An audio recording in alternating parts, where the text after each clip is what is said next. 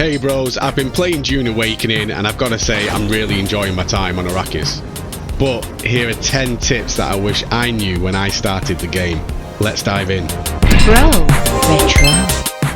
So the very first tip is probably the most important. Choose a different class than Trooper when you start in the game, because you can unlock the skill tree early on at the very first trade post. You just need to speak to this dude here and you get it unlocked. Now, some of the abilities are great, especially the Shigawaya Claw. This is my top recommendation. Surprise, motherfucker! The second tip is quite obvious. Make sure you hoard resources immediately. Grab everything. Plant fiber, salvage metal, fuel cells, and yes, copper. This is really important because you'll need it for crafting constantly a little bit later. And if you see a crashed ornithopter or truck, make sure you salvage it. You can get some good loot from that.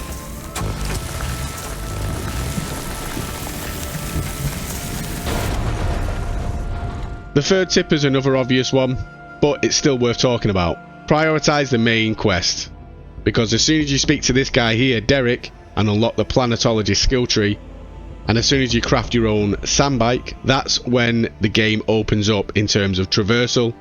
You can get around easier, do all the exploring you need, getting all the schematics, research points, you name it.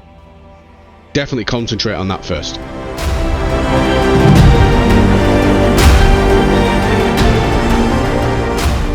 Tip 4 is obviously a mechanic that's very Dune.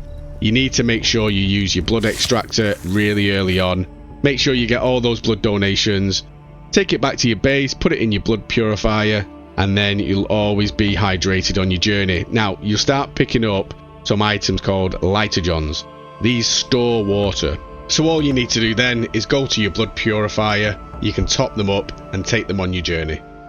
Number 5, it might be really obvious to some people, but it wasn't to me.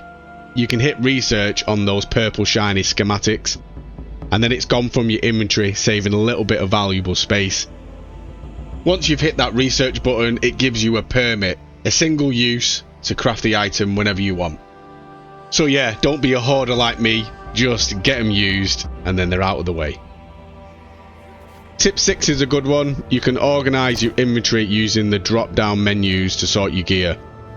For example, you can rearrange your sandbike storage, load it, unload it, and you can do this without actually going to the sandbike. It's really handy. So I can imagine later on in the game when you've got an ornithopter, trucks, sandbikes, you can kind of organise it a little bit easier. Nice quality of life feature. So tip 7, make sure you keep your generators powered, because these generators keep your base running, and if the power runs out, your base crumbles, and then other players can loot everything. The timer is in real world days. So if you're taking a break for a while, I would advise keeping a note of how long you've got left, popping back in, farming some fuel cells, otherwise you'll have to say goodbye to your stash. Ah, it's a person's base. I guess this is what happens when you leave it unattended for a while. Tip 8 is mainly specific to the Trooper class. I did mention the Shigawaya Claw earlier because it's brilliant for climbing and traversal early on in the game. So as you can see here, it can propel you up a cliff face,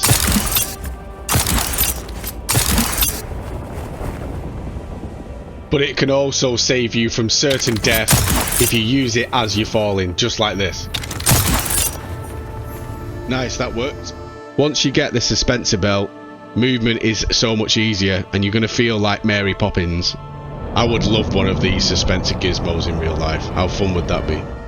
Number 9, combat. Again, the Shigawaya is not just for climbing. You can use it to yank your enemies, just like Scorpion from Mortal Kombat. Get over here! Also, I highly recommend you craft the Karpov 38 rifle, because as you can see here, it absolutely shreds.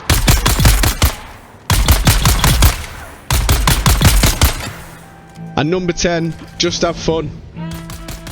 Explore the camps, break into sealed caves, loot everything that you can,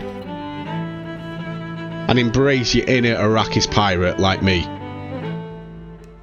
You want to look out for these chests specifically because they have all the good loot.